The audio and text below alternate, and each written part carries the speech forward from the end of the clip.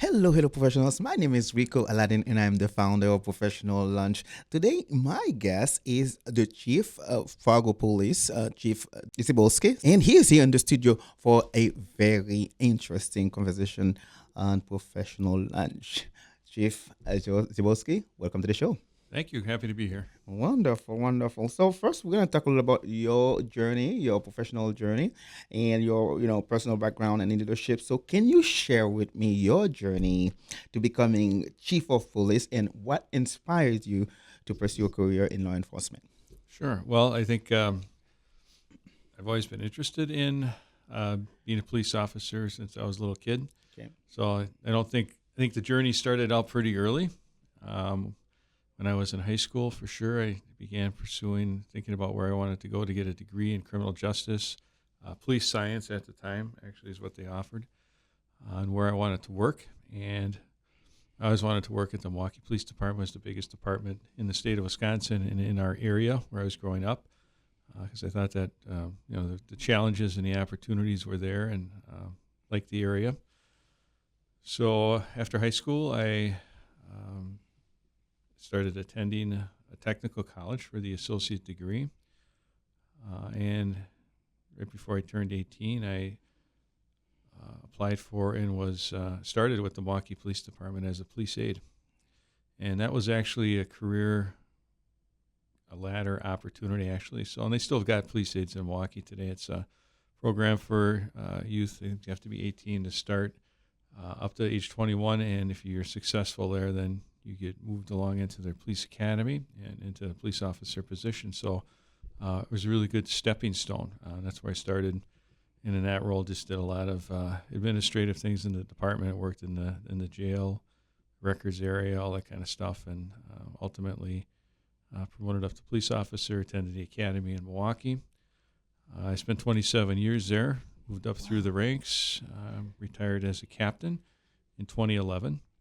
And during my time in Milwaukee, I worked in pretty much every area of the department, on the patrol side, also on the investigative side. I was a commander in our homicide division, was involved in our critical incident call-out team, which investigated the officer-involved shootings, or shootings where officers were injured or killed, special things like that. I was bomb squad commander for the last 5-6 years at the department. So right after 9/11, was asked to join the bomb team, and so I joined at that point, and then kind of took over command as that progressed. Worked in narcotics, a whole bunch of different things. After retirement from Milwaukee, I took a position with the Wisconsin Department of Justice, the Division of Law Enforcement Services, and that oversaw the training and standards for police officers all over Wisconsin. So about 16,000 officers, along with oversight of the Criminal Investigation Bureau, which was all the records and fingerprints, that kind of stuff. Yeah. The crime lab at the time, so all the forensic analysis. And then we developed a new bureau called the Bureau of Justice Statistics and Analysis, I believe it was. And so all of that stuff, I was a second in command of that division, a few hundred personnel in that at all. So it's a pretty big job there. Yeah. I did that for about 4 years. And then I took a position as the chief of police in Beloit, Wisconsin in 2015. That was very interesting. I'd been looking for a police chief's job for some time while I was with DOJ. That particular position, when I took it, was a department in crisis. The chief and deputy chief had been walked out, and they were ultimately resigned in lieu of termination from that department. And so I took that over with not very much knowledge at all about it, and I had to go in and make a number of, basically just uplift the department, make a number of cultural changes, operational changes. So I spent about 5.5 years there, really spent on turning a large ship around, and was pretty successful there, and really happy with the personnel that we had in place when I left. And then I took the job up here in Fargo. It was kind of an additional challenge, larger department, and so I've been up here about 4 years. Wow, my goodness. Decades of experience. It looks like you have touched every position in in law enforcement because you have occupied many different posts, many different roles. So, and you mentioned you retired a few times. Technically, yes, but I haven't really yet. No. So you retired a few times and then you start again. I that shows your passion for what you do. So you've been in quite a few leadership positions. Listening to you, so what qualities do you believe are essential for effective police leadership? Well, I think you hit on the head. You have to have commitment and compassion for what you're doing, passion for what you're doing, right? And if you don't have that, you're not going to be successful in this career because it really takes that level of commitment and passion to be able to do it, right? Because it's a very hard job. It's also a very rewarding job. And in each and every position that I've been in, there's bumps along the way, but overall, I've enjoyed them all. I learned something from each one of them. Yeah. And at each step, looking at a large city like Milwaukee, then working in a state organization, which is extremely more political than your locales, but you picked up a number of things there. And then chief of a kind of a smaller agency and then more of a mid-sized agency really kind of helps build that knowledge base and helps you to move ahead. And so the next big important piece to all of that is developing future leaders and developing your personnel. I've, throughout my career, been largely invested in that. I was in charge of Milwaukee's Academy for a little over a year. And I also have been involved with the International Association of Chiefs of Police for about the last 15 years. And in that role have been out instructing their leadership and police organization course, a 3-week course, at a national level for several years. Did that in Milwaukee and across the U.S. And have maintained the relationships with ICP, even as chief, getting our own folks involved in the many opportunities to help grow their career paths, but also identify efficiencies, best practice, grant opportunities, the whole networking thing that really brings your organization into the larger national platform, right? Because we can't, if we run our departments or organizations in a closed, isolated state, we don't evolve. And sometimes that you need those pushes to get people into a more an open environment. Wonderful. And I will circle back to that. But you occupied many demanding roles, right? And so my question is, how do you stay motivated, when you are occupying such, so many different demanding roles? Well, I think, and I'm not terribly great at this, but I think recognizing that you have to have a kind of a work-life balance, because it's very easy to get completely absorbed in the work and the many different roles and responsibilities, not just with the department or the organization you're with, but with the many other networking and professional opportunities that come along the way. So having that family support is very critical. I mean, I've been married for, I'll be at 38 years in April. Mm-hmm. So, in fact, my wife and I have been together my entire career. 2 kids, 2 grandkids now as well. And that family support and encouragement, I think that's very important in order to help get through all of the, the ebbs and flows of the profession. Again, continual education as well. I think you got to continue to educate yourself and learn along the way and grow your skills so that you can help others do that also. Wonderful. So, and that's kind of lead to my next question when I talk about some of the challenges that and rewards that you mentioned earlier of the leading a police department. So, can you talk about the challenges and reward of leading a police department? Well, the challenges are many. It's obtaining, sustaining community trust and relationships is a big piece. Same thing internally with the department, especially when you go into new organizations that you're not familiar with. I spent 27 years in Milwaukee, and 2,000 people, 2,000 cops actually, more than that with all the staff, and knew a large portion of those people, knew everything about the operation.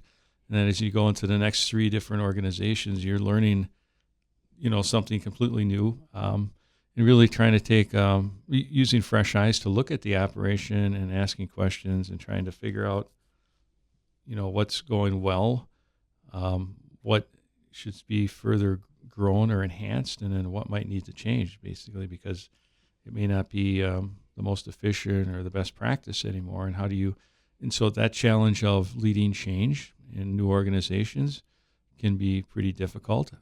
There's a process to it. And then within all of that is the political arena that you're often in, because you're working for often a city manager, city administrator, but they report to elected officials, and really making sure that they understand kind of what's happening and what's going on and what they might expect, right? So that they can support those efforts. So I think those are big challenges. The crime piece is always a challenge, but it's really the relationships inside and outside and building that team so that everyone's pulling a rope in the same direction and ushering in changes in a reasonable manner. Sometimes we have to go quick because it's a safety or liability issue and we have to take instant action. And in other cases where we don't have to, it's, how do we roll those changes in so that people understand why and can kind of get behind them. Yeah, wonderful. And you kind of lead into that next segment, community relations and trust. That's one of the things that I want to talk about. And you describe a little bit of that, but how you describe the current state of trust between law enforcement and the community that you serve now? I think our community here, we have really good support overall. Now, no matter where you go, you're never going to have 100% support. Yes. I mean, that's a given. And so that's a constant thing that you're always working on. We can never take community trust and support for granted. But we've seen really good support here in Fargo, which is great. But we're continuing to build that on a daily basis with all of our officers, detectives, everyone on the department has that role in whatever particular function that they're in. That's a big piece of that. And we have a number of community events. We've got an advisory and oversight board. We've got just interactions with community members, even taking the time to sit down with you and talk about this, right, is a part of that. Yeah, wonderful. So, I was going to ask you about some of the initiatives that the department takes. So what are some of the initiatives that you just mentioned? If you could add some more, have your department implemented to build better relationships with the community? Sure. Well, our community engagement team was reconfigured, and again, with a focus on downtown is an important area, but, communities across the city. We've done a lot of work in some of the areas where there's some difficulties, the arbors and other high call areas where we're working with management, security, stakeholders basically in those neighborhoods to try and solve some of those problems, make things a little better. Our downtown area has been a constant focus as well. We've got a very active and engaged business community down there, and we're working with all of those folks to try and continue to grow downtown. I mean, it's a great downtown area, but it's also in transition from, years ago what used to be more of a bar entertainment district to now a mixed blend of residential and new residential, but still having that downtown bar entertainment venue there. And so I think the last couple of years that's been part of the transition is, meshing those two interests together for everyone's benefit and then trying to grow from there. And of course, there's other, community issues that we've been dealing with, the camping and homeless issues, addiction, mental health, all of that kind of stuff. And we've also got our police advisory and oversight board. And for the past couple of years, we've really worked with them to try and engage and educate the community on things that the department does, different laws, different policies, oversight of the department. What does that look like? So we try to be as transparent as possible and all of that to help better educate the community, get them to maybe a higher level of understanding about what we do or why we do certain things. Mm-hmm. Wonderful. So, I mean, I like that you're talking with city managers and other people, but how do you ensure that your officers engage with the citizen in a way that promote mutual respect and understanding? Well, it's really goes to our core values of guardianship, professionalism, and respect. We instill those values right in the academy with all of our folks. And so as they go about their duties, that's the expectation. That's part of the accountability value as well. And so they know what those expectations are. We provide training. We brought in a lot of really tip of the spear training to help with that engagement, from crisis intervention to de-escalation, specific de-escalation training, with giving them options and dealing in those situations, and just continuing to support that across the board. Okay. So, how does your department handle community feedback? Positive and of course negative too. So. Well, we just address it, right? And so, the positive feedback is, of course, easier, and we get a lot of very good positive feedback about the actions of our officers. And so we make sure that we recognize that internally, recognizing the officers for stuff they probably didn't even know someone was watching or paying attention to. The negative feedback we address, and sometimes, again, it's a misunderstanding of either what the department's doing, what a particular law is, or what a particular program is. And for example, we've talked a lot about our flock camera system, and there was a number of concerns initially about privacy and things of that nature and what the system actually did. And so it was a really good opportunity to educate the public. Number one, there is no right of privacy in the public. If you're walking around, anyone can videotape you, right? And many people do that. And so it's the same premise. The law is the same for the police as it is for everyone else. But we certainly don't use that in any nefarious ways. We're not surveilling people. We cannot look into your private residence or house or anything like that unless we have a search warrant. And so that's another legal parameter. So really just kind of explaining that, but also pointing out the huge benefits to a program like that. And the crime solving that we have seen just in the last 90 days as a result of this is unbelievable, just unbelievable. And things that we would not have otherwise identified or solved have been solved and quickly. Okay. So it's that part I think is important in explaining and growing that. And then the other, sometimes people we just don't agree, and so as best as we can, trying to explain the position or giving them reference material to look at. We do an awful lot of meetings. A lot of our stuff at the city is recorded. You can go back and watch it and help maybe learn or get some of your questions answered as well. But I just try as respectfully as possible respond to those things. In some cases, we meet in person with folks just to have a better conversation, because sometimes it's hard to go back and forth over email. You're just missing so much of your communication on email. You don't have that personal feeling about, are we actually communicating or not, right? Yeah, wonderful. So to my next question, I appreciate you coming on and share your journey, your professional journey with me. And so my next question is really, how do you personally engage with the community to better understand their needs? Do you participate in their international picnics? Do you, participate in different activities that help, where you can find out their needs and also their concern? Mm-hmm. Yeah, no, I participated in a few events, Liberian events, and other community breakfasts and things like that we've been invited to. We also participate with the Chamber of Commerce a few times a year in their special types of events and engagement with the business community or members of the Chamber.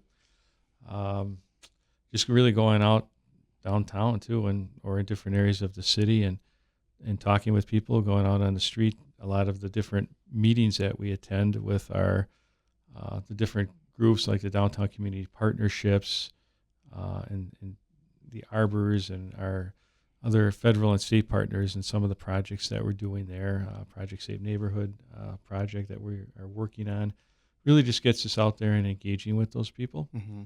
And I meet with people at the PD as well who want to come in and talk about concerns or questions.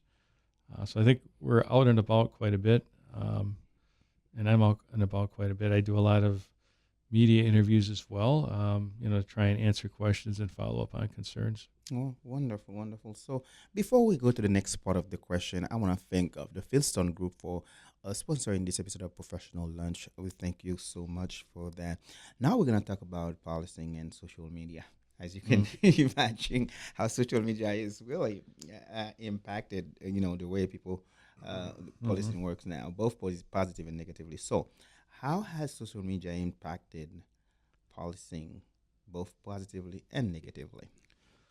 Well, on the positive side, it's really an excellent tool for the community to engage with us and help us and help them in solving crime.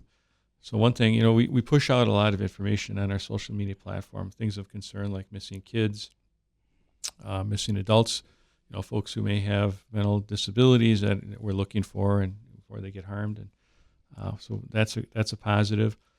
Crime solving, sometimes we have video of people who are involved in criminal activity. We don't know who they are, but someone in the community probably does, and we really get great response on those social media posts.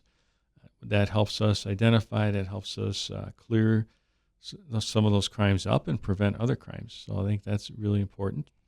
And then we also got a lot of different things that we push out through our communications team, really just kind of humanizing the department, little Q&A things, question of the week, or, just random questions to department members about certain things. Again, it's kind of more of a humanizing effect. I think the one that they're working on right now is what Halloween costume did you wear as a kid? And so, I don't know.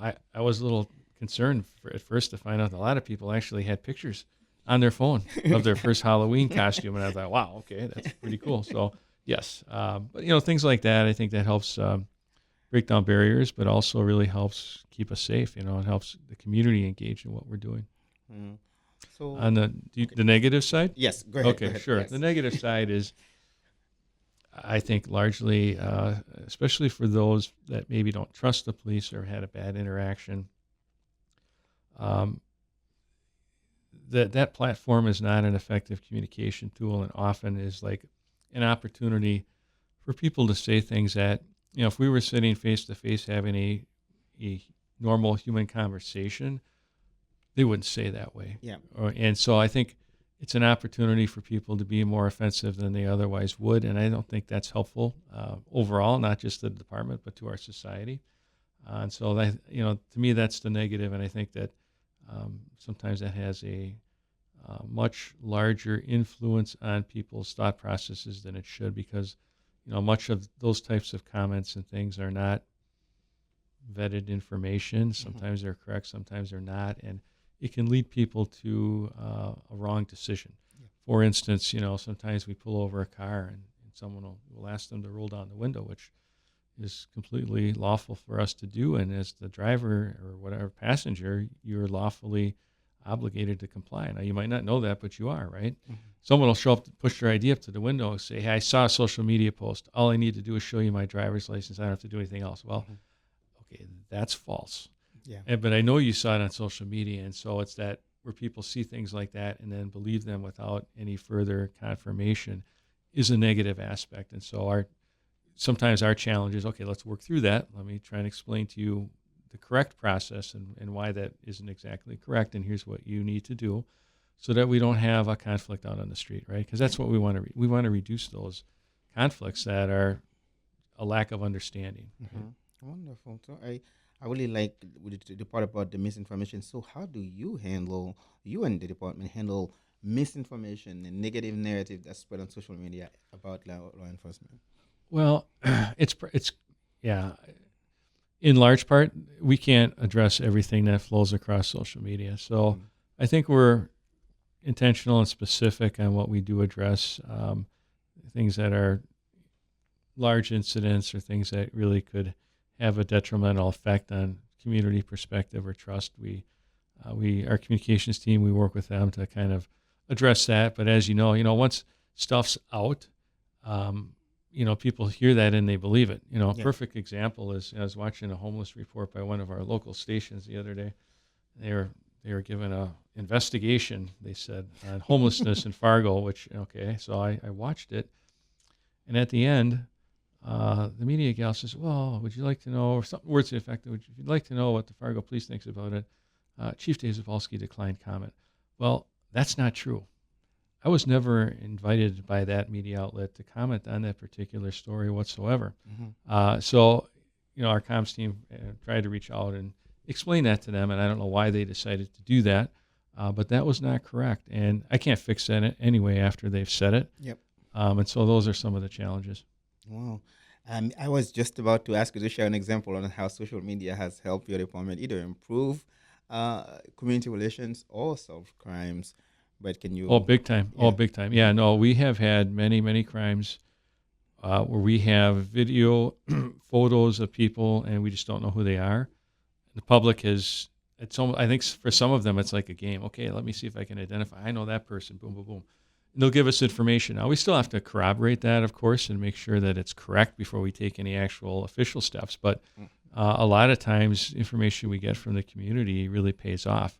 And sometimes those people aren't suspects. Sometimes we determine they were just witnesses. They were there. Mhm. That leads us to a suspect. And so it's all very valuable. And I think the other part about pushing stuff out is so the community can see when we're being effective. And we know we're doing a lot of push outs on our success stories. We're working on, we pushed out some data from our traffic saturation last weekend, which was astronomically successful.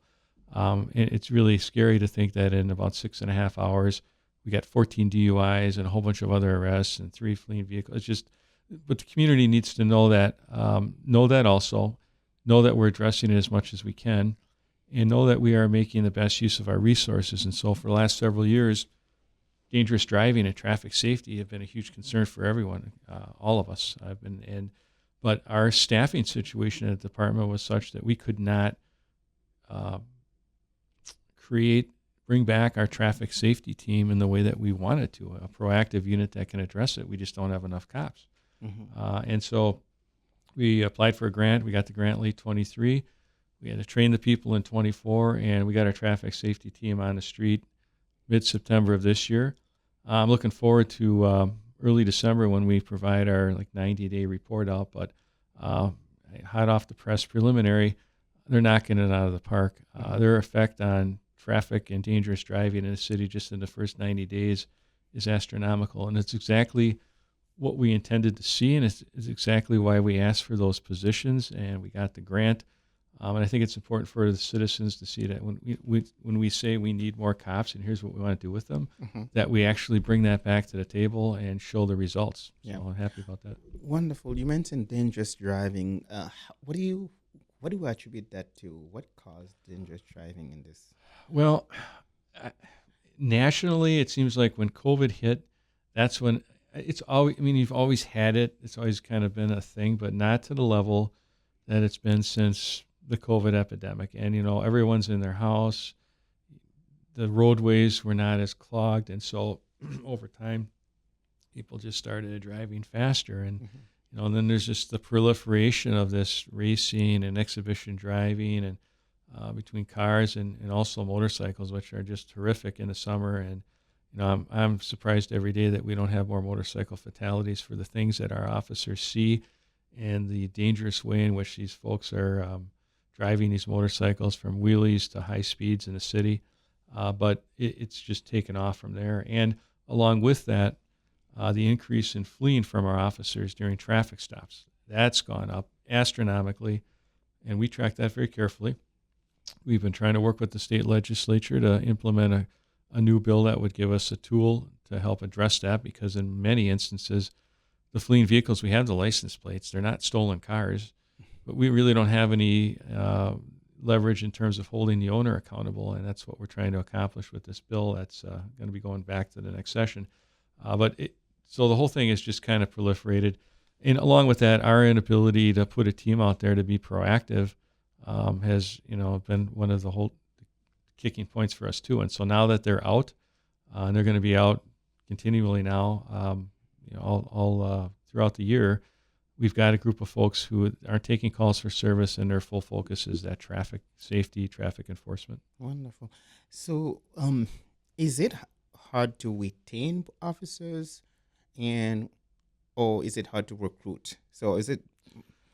Well, it's a little of both. Although, retention, I think we do pretty good in both areas. And sometimes it's working through budgets and convincing our governing body of what we need to help with those efforts. And sometimes we've been successful in some areas. I think, on the retention side, we probably have more to do. We'll keep trying to work with them to accomplish that. We've done good on the recruitment side. And so a couple of things that we've accomplished in the last few years is, when I first started, we had a non-paid academy that was more of a pilot type program. And not everyone that went in through that class was even old enough or eligible to get the job. It was more of a pilot start of running our own academy. And so we evolved that to the point where in January of 22, I believe, or 23, we worked with our HR and created a step one pay grade for recruit officers. So we actually hire these people and we pay them to go through the academy. So that not only on the recruitment side, but from the ability to diversify the department provides a lot of opportunities for people who, because otherwise they would have to maintain a full-time job and attend the academy Monday through Friday and do all the studying, which is very difficult. So that really enabled us. That I think helped exponentially with the recruitment and the opportunities across the board. And so we have a very viable recruitment or applicant pool all the time. It's, of course, weeding through those applicants and finding people that can pass all of the different parameters. But we're able to get people into our academy classes. So that's worked very well on the recruitment side. The other thing that's, I think, worked well for us on the recruitment side is that our best recruiters, our training and development people do great work, but our best recruiters are also our new cops that we're hiring because they like where they're working, they like the opportunities, they like the schedule, etc.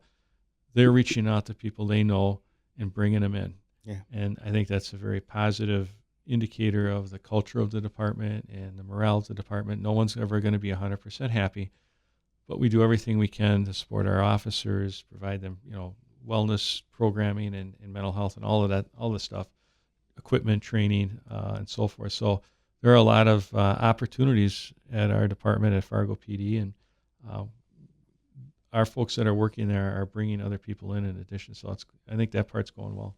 Yeah, we'll circle back on the mental health, right? But Sure. let's we switch to talking about policing in a changing world. And, so you mentioned about that, you talked about that a little bit earlier about the challenges, but on a bigger scale, what are some of the biggest challenges facing law enforcement today?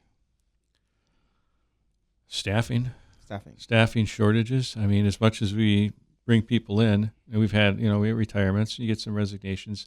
The staffing, law enforcement, policing staffing has really been in a crisis since about 2020, again, the advent of COVID. And it's starting to kind of slowly evolve out of it, but nearly every department has openings. There's not too many people that could say they're fully staffed, or they are fully staffed for a significant period of time. Something always happens. And it's, while we see a good applicant pool, not everyone's going to be able to make it through all those pieces. And we don't see the volume of people interested in a profession that maybe there was 20 years ago.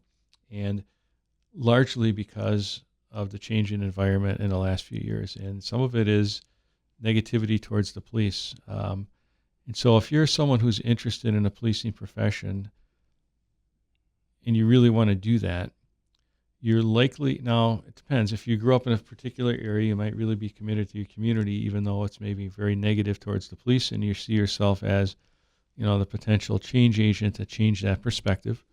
Or you decide, I don't want to, there's enough stress in policing without having to have negativity every call I go to. So I'm going to work somewhere where I see the community supports the police mostly, because that will take that little bit of stress away and I can do what I want to do and be successful. So, I really think if you look at different areas of the country, that's probably the biggest part of the recruiting crisis, because everyone's got openings. But the departments that struggle the most, larger departments just because they need more people, but it's the places where the communities are very negative towards the police. And I think that's a large part of it, because if I can work anywhere, I don't need the extra stress. I'm going to come somewhere like Fargo where I feel supported, where I'm going to get trained. I'm going to, work with other competent individuals, and I'm going to enjoy my career, and I'm going to help people. Yeah. As opposed to every day, everything you do is second guessed, and there's negativity, and that's too much, especially for this young, this generation here that we've got. Our departments are all very young. Yeah. And they don't need the extra stress of that. Yeah. Yeah. So, I mean, I cannot go through the interview without asking you how does your department approach issues with racial bias or in diversity Mhm. in policing? Well, we have a policy on bias-based policing. We train on that in the academy, and we provide trainings intermittently throughout the course of their career. We started out a couple of years ago, brought in a national instructor who provided bias training to our whole department, including our civilian personnel, so that they had a better understanding of what bias was, how you could identify it and make sure that it doesn't influence your decision making, because everyone has bias. The big part especially for police personnel, is knowing what your biases are and not letting them influence your decision making. And then, of course, the best way to correct bias, especially in terms of other races or ethnicities, are to have more contact with those individuals. And so as our department has grown and our department has diversified quite a bit over the last couple of years, we have actually police officers from a variety of countries that speak a variety of languages. And so we're building inroads into those communities through those folks as well. So I think that we're on a very good track there, and that's a big piece. Wonderful. Earlier, you kind of touched on the mental health part of, on support of the officers. So how do you ensure that your officers, are equipped with the necessary tools and training to handle complex and social issues like mental health and possibly addiction or something? Yep. Oh, good question.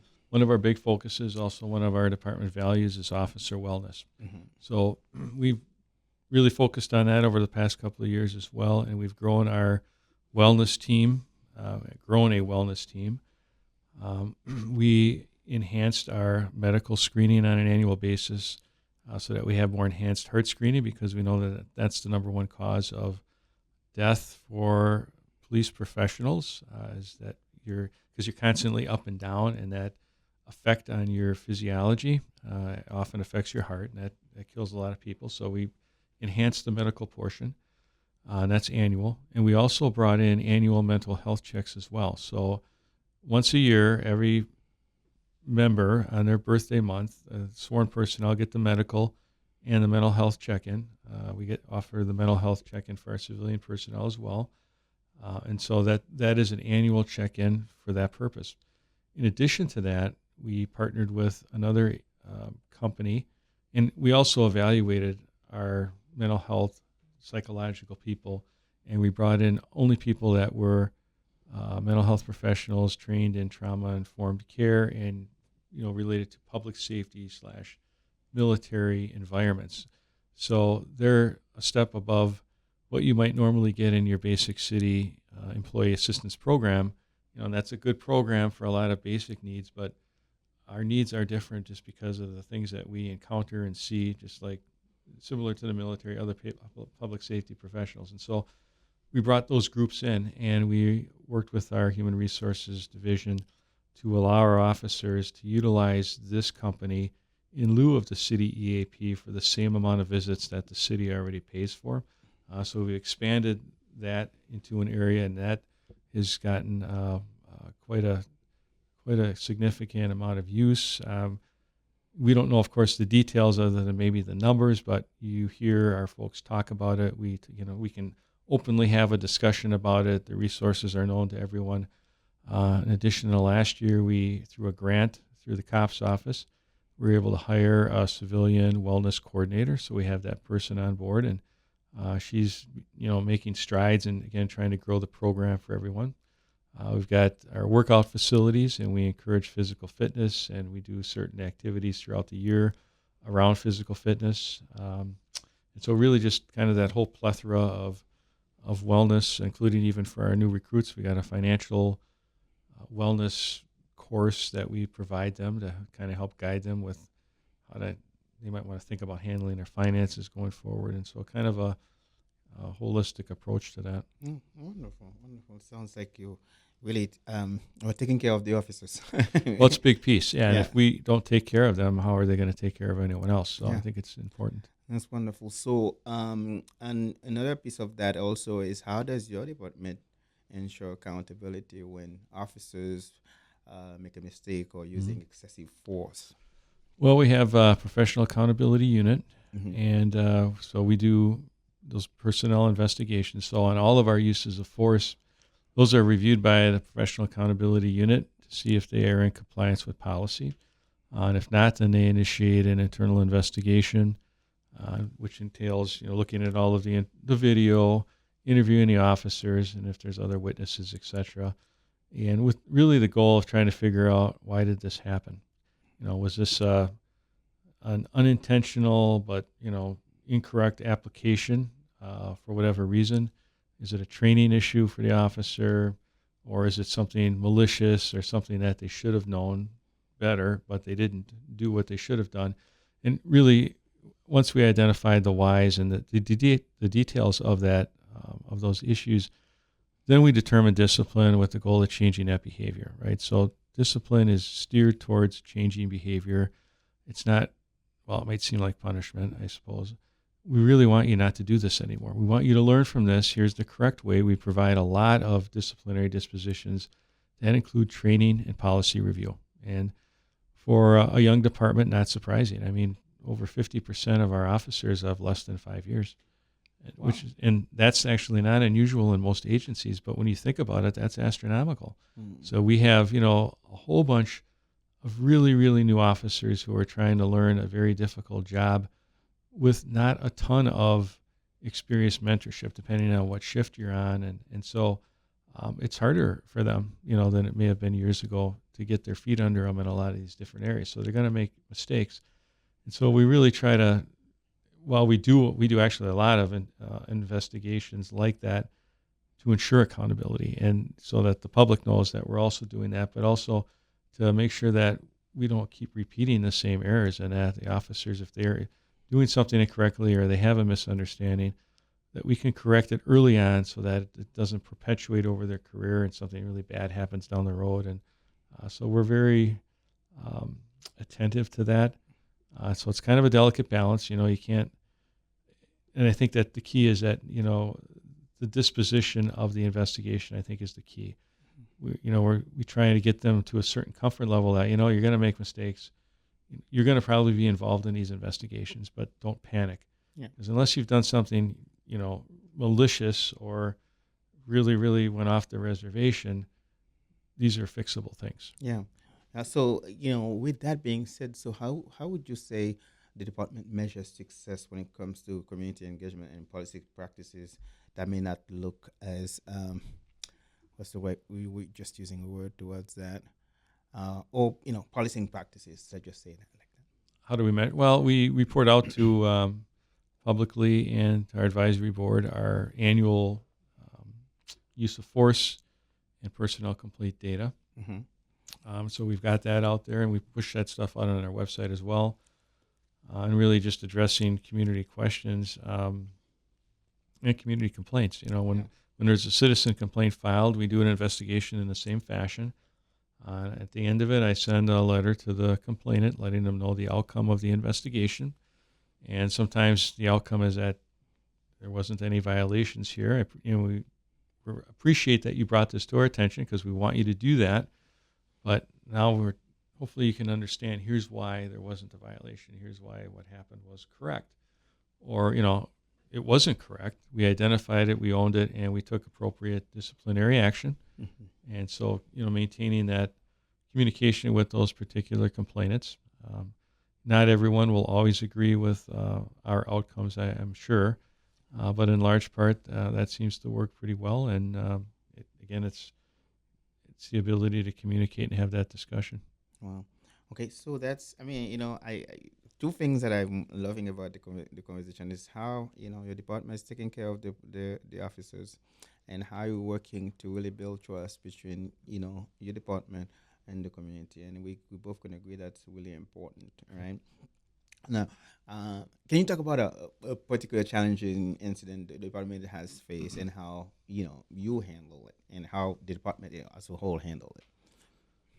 Well, I think our most challenging situation was obviously July 14th of 2023 when our line of duty death, and Yeah. we had Officer Willeen was killed, and Officer Hawes and Dotis were critically injured. Civilian was also shot during that incident, and a suspect was ultimately killed by Officer Robinson and ended that particular attack.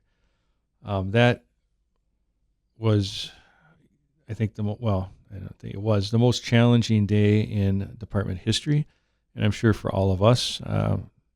For me personally, in my career, the most challenging situation that I've been in, and it's different when you are.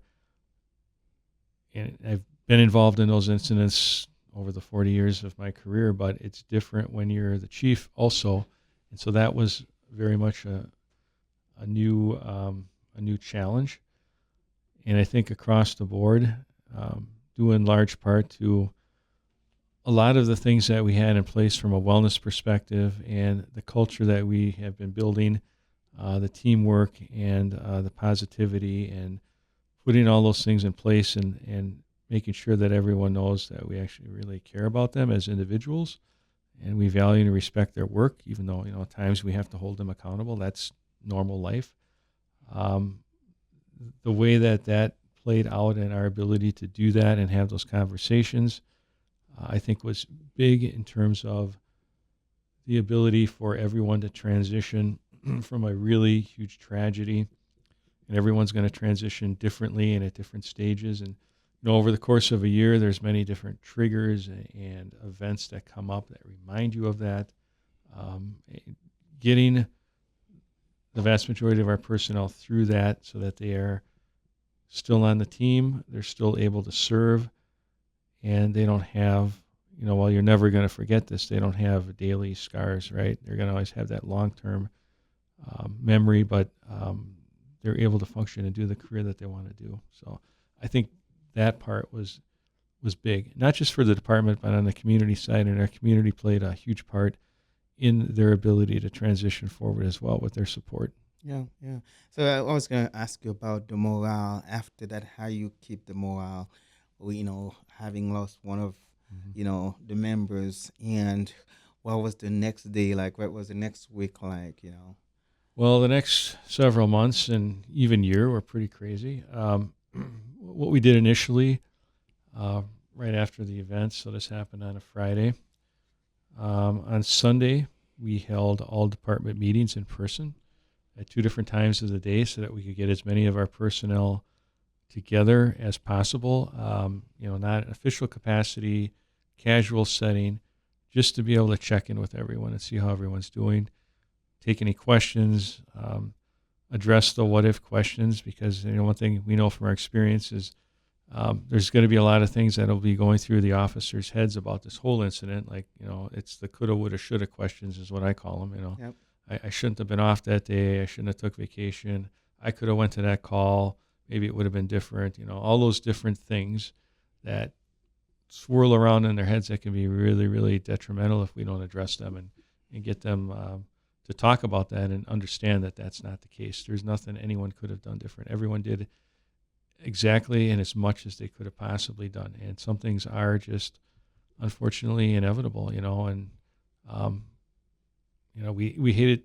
It's terrible to lose Jake. Mm-hmm. It would have been, imagine losing 3 cops, right? And that Yeah. could have happened. Yeah. And so there's a lot of blessings and fortunate things that happened even in that really bad event. So having those conversations with them, and we also had a recruit class in at that time. So Monday morning, I met with them and had those same conversations because I was not only concerned about our current staff, but here's a new group of, I think, 10 academy students who I'm sure their family is now really second-guessing their choice, or they might be second-guessing their choice. And, I just had those conversations with them as well. And, we didn't lose anyone. Well, one person went to Fish and Game eventually, but we didn't lose anyone as a result of the incident, which I think is pretty significant. And bringing in those services and making them available, the recruits were invited to those same meetings. They had access to those same mental health services. So I think that was big. Wow, so wonderful, wonderful. I love that, the outcome of that, because it shows that there is some work that's been done to really keep them together and keep them grounded, especially at a time like that. So you've been on the force now. You've been, in law enforcement for 4 decades. What is the biggest lessons that you have learned in your career? Well, I think the biggest lesson is change is imminent. Change always happens. And if you don't evolve, if you don't think forward and lead your team in that direction, the only other direction is stagnancy, which is a killer to an organization. It's a killer to our profession. And over the course of those decades, the really big incidents that we have witnessed, from Rodney King to George Floyd to other things in between, 9/11 even, are things where you identify shortcomings that maybe could have been identified and addressed sooner, right? And, we've come a long way as a profession in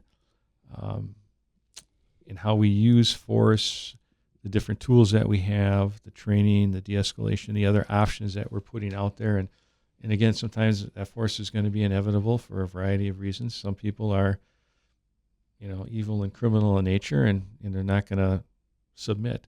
Some people have other issues, addiction, mental health, that, they're not really in full control of their faculties, but we still have to try and figure out a way to put them into custody, to get them the treatment that they need with the least harm as possible. So, I mean, there is the skill sets and the knowledge that officers need now is astronomical and very different from even, 10, 15, 20 years ago. So, continual learning, continual education, continual training, positivity in your culture. There's organizations that I've seen where, everything is negative. Who wants to work in that environment? Nobody.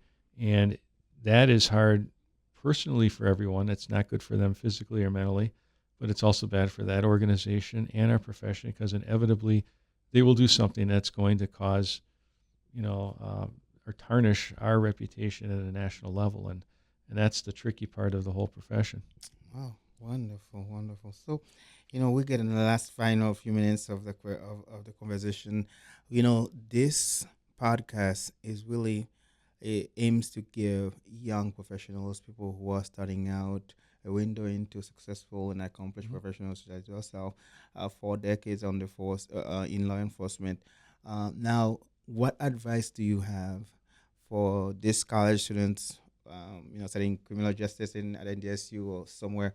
What advice do you have for young professionals who are launching their careers and wants to find a path in policing? In policing. Yeah. No. And here's one other little tip. So one of the other nuances that we've been working on at a national level is, instead of law enforcement, we call it policing, right? Mm-hmm. Because if we tell everyone you're a law enforcement officer, then the first thing you think is, I'm here for enforcement. Well, you're really here to police. Yeah. Policing is broad across the spectrum, protecting people from harm, vulnerable from harm, and helping people, and enforcing the law is a part of that. So, philosophically, that wrapping your head around those kind of philosophies, community policing. If you're in college and you're going for these degrees, you're going to learn a lot about that stuff, procedural justice, the Pelian principles, all of that. But I would, and we have, if there's folks that are interested right now, they should get in touch with us. We would put them in touch with a recruiter to help them game track or plan. How do they get on our department, right? So you have to be 21 to join. Yep. So most people in college are, around that age, but they might be finishing, so they'll be a little older. We can certainly point them in the right direction to help them with any additional pieces that they might need to make them successful, and especially if they're interested in applying at our department. Those various steps, there's a physical fitness component as well. We're happy to share that and let them know so they can make sure that they have that physical fitness up to a certain level that will so they'll be successful. And on educationally what they need, and I think also culturally what they need. We work in a team environment, so you got to be a team player, right? And you really have to be open to continual learning and education. Wow, wonderful, wonderful. I have this is the last question. Now, what is your vision for the future of policing in your department and how you plan to achieve it? Well, the vision is actually laid out in our strategic plan, which is on our website along with our facilities plan. And so, and that's, the strategic plan is also a moving target because as we identify new opportunities, we build more onto that plan. But in a nutshell, and continuing to do what we've been doing, I think we've got the culture built the way that we would like it, and we're going to continue to build upon it when every new person that we add onto the department. But we certainly need more officers. We need more staff in order to continue and expand the service levels as the city grows.